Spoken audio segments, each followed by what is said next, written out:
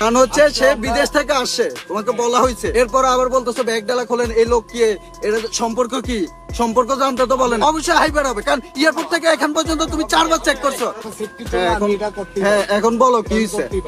কারণ হচ্ছে সে বিদেশ থেকে আসছে, তোমাকে বলা হয়েছে যে বিদেশ থেকে আসছে, আমরা এয়ারপোর্ট থেকে আসছি, এরপর আবার বলতেছো ব্যাগ ডালা খোলেন, এই লোক কি, এর সম্পর্ক কি, সম্পর্ক জানতে তো বলেন। গভর্নমেন্ট কি বলছে সম্পর্ক কি জানতে চাইছো?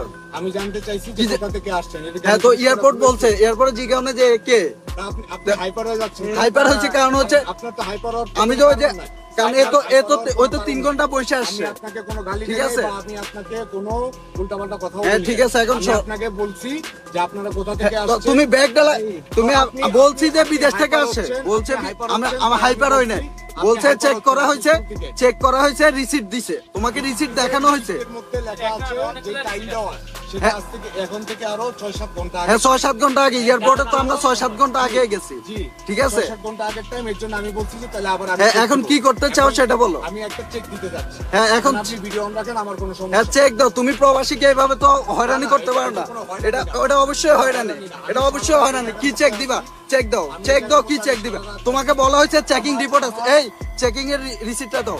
আমি এটা আজকে স্বরাষ্ট্র উপদেষ্টাকে পাঠাবো, আমি এই ভিডিও স্বরাষ্ট্র উপদেষ্টাকে পাঠাবো, তোমরা কিভাবে হয়রানি করতেছো। এটা কোনো হয়রানি না। অবশ্যই হয়রানি, অবশ্যই হয়রানি। তোমাকে তোমাকে চেকিং ইয়ে দেওয়া হয়েছে, তুমি চেক করো, যাও ভিডিও চেক করো, যাও ভিডিও চেক করো, চেক করো, এই খোলো, খোলো, এই মামুন খোলো তো, যাও চেক করো। কারণ আমাদের সেক্টরের ভিতরে অনেক টাকা দিয়ে হচ্ছে। সেক্টর, আমিও তো সেক্টরবাসী তাই না? তাহলে আমি কি সেক্টর? হ্যাঁ, তো তুমি সেক্টর, তোমার থেকে আমি কম বুঝি? আমার সেক্টর, আমি সেক্টরে থাকি না, আমার বাসা এখানে। এখন আপনাদের সেফটির জন্য তো আমরা এগুলো করতে। সেফটির জন্য হয়রানি কেন করতেছো? এটা তো হয়রানি না। তুমি বারবার চেক করতে দরকার নাই, এই যে যাওয়ার সময় চেক করলো, আবার এখন চেক করলো, এয়ারপোর্টের এখানে চেক করলো, আমাদেরকে বলা আছে এয়ারপোর্টের এখানে চেক করলো, এয়ারপোর্ট থেকে এখান পর্যন্ত, এয়ারপোর্ট থেকে এখান পর্যন্ত 4 বার চেক করছে। পরপর এই টোকেনগুলো এই যে মাত্র বাইর হয়েছি, এয়ারপোর্ট থেকে বাইর হয়েছি, চেক করছে। বুঝতে হবে। আপনি হাইপার হলে তো হবে। অবশ্যই হাইবার হবে, কারণ এয়ারপোর্ট থেকে এখান পর্যন্ত তুমি 4 বার চেক করছো, তোমরা 4 বার চেক করছো।